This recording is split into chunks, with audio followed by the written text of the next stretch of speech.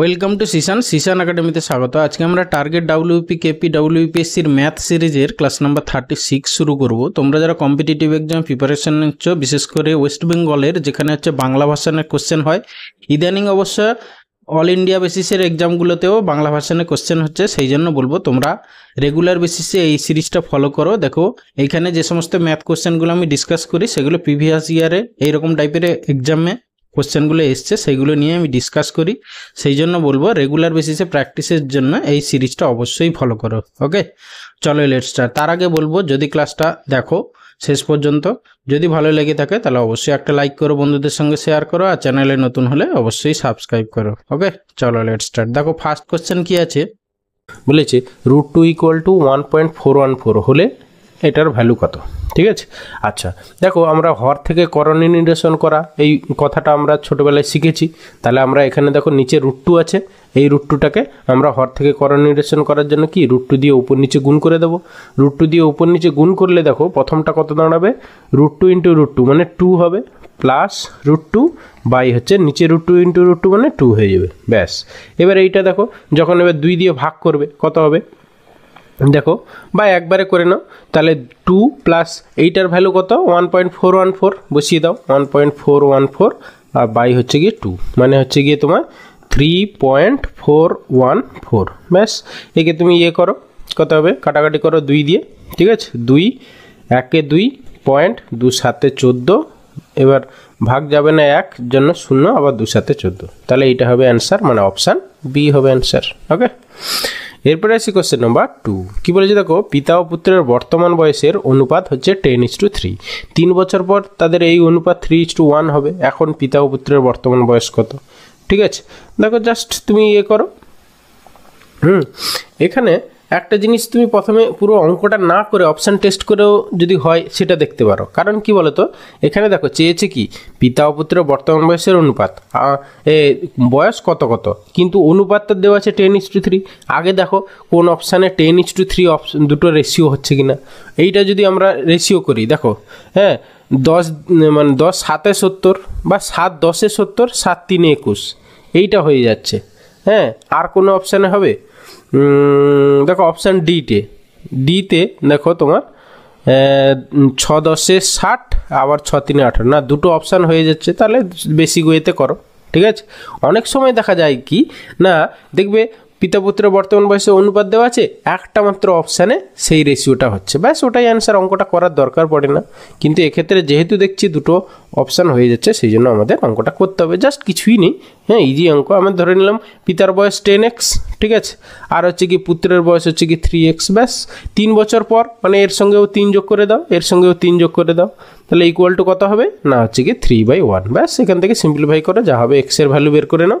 দেখো তোমার যেহেতু কোনাকুনি গুণ করলে এক্সগুলো দেখো একদিকে 10x হবে আর একদিকে 9x, মানে আলটিমেটলি শুধু এক্স ইকুয়াল টু একদিকে নিয়ে চলে এলে, আর এখানে 3 হবে আর 3 3 9, 9 থেকে 3 গেলে কত 6, তাহলে x = 6 পেয়ে গেলে।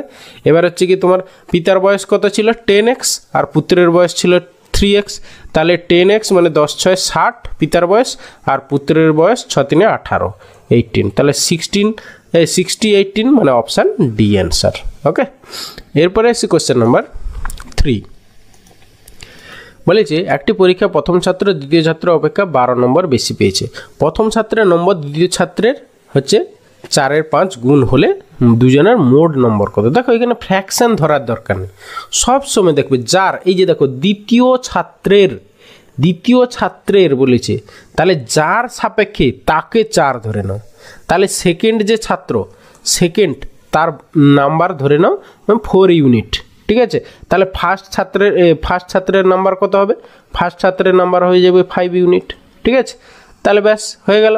এবারে কি বলেছে দেখো, বলেছে প্রথম ছাত্র দ্বিতীয় ছাত্র অপেক্ষা 12 নম্বর বেশি পায়। দেখো এখানে প্রথম ছাত্র দ্বিতীয় ছাত্রের থেকে কত বেশি পায়? 1 ইউনিট বেশি পায়, সেই 1 ইউনিটের ভ্যালু এখানে বলেছে 12, ঠিক আছে। এবার চেয়েছে কি দেখো দুজনের মোট প্রাপ্ত নম্বর, মানে এর 4 ইউনিট আর এর 5 ইউনিট, 4 5 9 ইউনিট, তাহলে 9 ইউনিটের ভ্যালু কত সেটাই হবে তোমার অ্যান্সার, ঠিক আছে। তাহলে 1 ইউনিট 12, 9 ইউনিট 9 12 108, তাহলে 108 হবে আমাদের অ্যান্সার, মানে অপশান বি হচ্ছে অ্যান্সার। ওকে, এরপরে আসছে কোশ্চেন নাম্বার 4। কি বলছে দেখো, বলছে 1 লিটার জলের ওজন 1 কিলোগ্রাম, 1 লিটার অন্য তরলের ওজন 1.4 কিলোগ্রাম। দু প্রকার তরল 3:2 অনুপাতে মিশ্রিত করলে প্রতি লিটার মিশ্রণের ওজন হবে কত?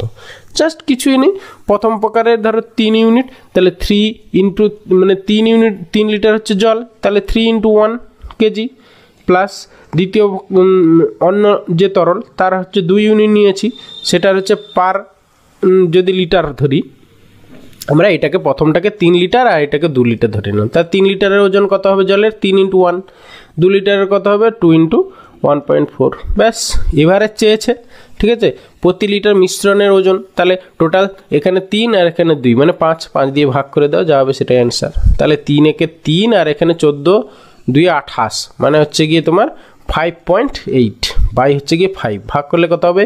5 একে 5, 5 একে 5, 5 কত থাকছে? 3, 5 6 30 মানে 1.16 কিলোগ্রাম, মানে অপশান ডি অ্যান্সার।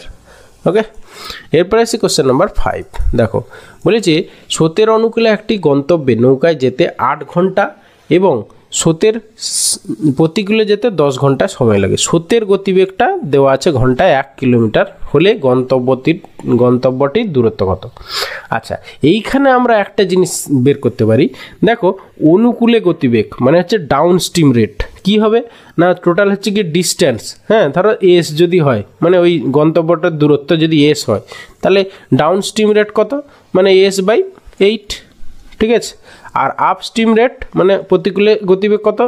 হ্যাঁ, আপ প্রতিকূলের গতিবেগ কি হবে না হচ্ছে গিয়ে S/ হচ্ছে গিয়ে 10। এবার আমরা জানি কি স্রোতের গতিবেগ আমাদের ডাউন স্ট্রিম আপ স্ট্রিম যদি রেট দেওয়া থাকে, তাহলে স্রোতের গতিবেগের ফর্মুলা কি? Downstream minus upstream, downstream minus upstream by 2 করলে হ্যাঁ আমরা কি পাই? স্রোতের গতিবেগ মানে 1 ঘন্টা, এখানে 1 ঘন্টায় 1 কিলোমিটার পার আওয়ার মানে 1 কিলোমিটার পার আওয়ার। ব্যাস, এখান থেকে তুমি বসিয়ে দাও, ঠিক আছে।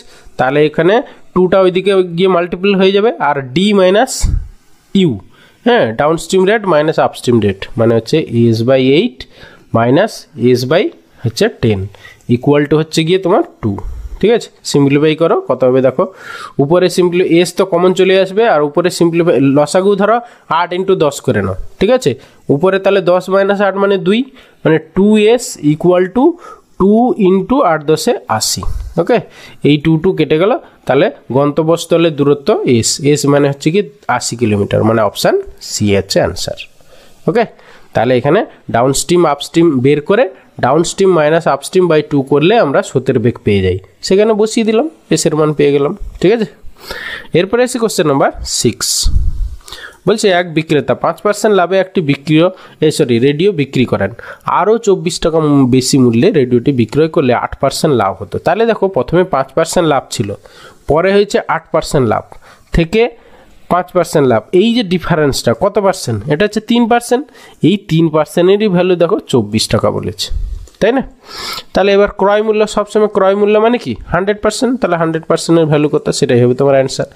3 × 8 করলে 24 হয়, 3 × 8 = 24, তাহলে 100 × 8 মানে হচ্ছে গিয়ে 800 টাকা হবে গিয়ে রেডিওটার ক্রয় মূল্য, মানে অপশান এ অ্যান্সার। ওকে, এরপরে আসি কোশ্চেন নাম্বার 7। বলেছি একটি নল কোনো জলাধারকে 15 মিনিটে পূর্ণ করতে পারে এবং অপর একটি নল তাকে 12 মিনিটে খালি করতে পারে। জলাধারটি অর্ধপূর্ণ অবস্থায় নল দুটি একসঙ্গে খুলে দিলে ট্যাঙ্কটি কতক্ষণে খালি হবে? আমরা জানি কি দুটো যখন একসঙ্গে খুলে দেওয়া হয় তখন কি হয়? দুটোর গুণ বাই দুটোর ডিফারেন্স। তাহলে এখানে 15 মানে পুরোটা খালি হতে 15 × 12 বাই হচ্ছে কি 15-12 ডিফারেন্স কত? 3, কিন্তু অর্ধেক এই যে অর্ধপূর্ণ অবস্থায় বলেছে, তাহলে ইন্টু হাফ করে দাও, যা হবে সেটাই অ্যান্সার, ঠিক আছে। তাহলে এইটা 3 × 2 = 6, 6 × 2 = 12, তাহলে 15 দিয়ে 30 মিনিট হবে কি অ্যান্সার, মানে অপশান বি অ্যান্সার। ওকে, এরপরে আসছি কোশ্চেন নাম্বার 8। কি বলেছে 120 টাকায় প্রতি কিলোগ্রাম চায়ের সঙ্গে 160 টাকা প্রতি কিলোগ্রাম চা 5:3 অনুপাতে মেশানো হলো, তাহলে প্রতি কিলোগ্রাম চায়ের দাম কত হলো? জাস্ট কিছুই নেই, হ্যাঁ প্রথম প্রকারের 5 কেজি ধরে নাও, তাহলে টোটাল দাম কত হবে? 5 × 120, ঠিক আছে। দ্বিতীয় প্রকারের 3 কেজি ধরে নাও, 3 × তাহলে টোটাল দাম 3 × 160 বাই হচ্ছে এভারেজ, মানে টোটাল প্রথম প্রকারের 5 কেজি, দ্বিতীয় প্রকারের 3 কেজি, মানে 5 3 টোটাল 8 কেজি, 8 দিয়ে ভাগ করে দাও, যা হবে সেটাই অ্যান্সার। ওকে, তাহলে 12 × 5 = 60, 600, আর 16 × 3 = 48, মানে 6 × 4 = 10, মানে 1080, 1080 বাই হচ্ছে গিয়ে 8 করলে যা হবে অ্যান্সার। তাহলে 8 একে 8, 8 3 এ 24, 8 5 এ 40, 135 টাকা। তাহলে অপশান এ অ্যান্সার। ওকে, এরপরে আসি কোশ্চেন নাম্বার 9। এক ব্যবসায়ী একই দামে 30টি চেয়ার ক্রয় করলেন, 20টি চেয়ার বিক্রি করে তার 16% লাভ হলো। ওকে, এবং বাকিগুলো 4% ক্ষতিতে বিক্রি করলেন। তাহলে মোটের উপর তার লাভ কত হলো?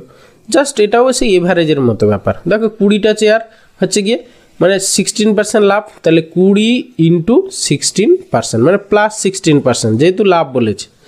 আর দ্বিতীয়টা দেখো প্লাস দ্বিতীয়, আর তাহলে বাকি থাকছে কত? টোটাল 30টার মধ্যে 20টা হয়ে গেল আর 10টা, তাহলে 10 ইন্টু দেখো 4% ক্ষতি বলেছে, মানে কি -4 লাভ মানে 4%। ব্যাস, এইটাকে সিম্পলিফাই করো। বাই হচ্ছে কত হবে? টোটাল মোটের উপর বলেছে, মানে বাই 30 দিয়ে ভাগ করে দাও, যা হবে সেটাই অ্যান্সার।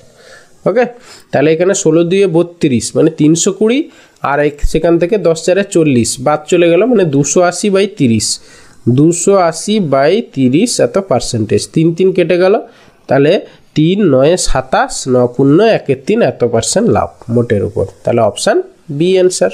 ওকে, এরপরে আসি question number 10 and final question.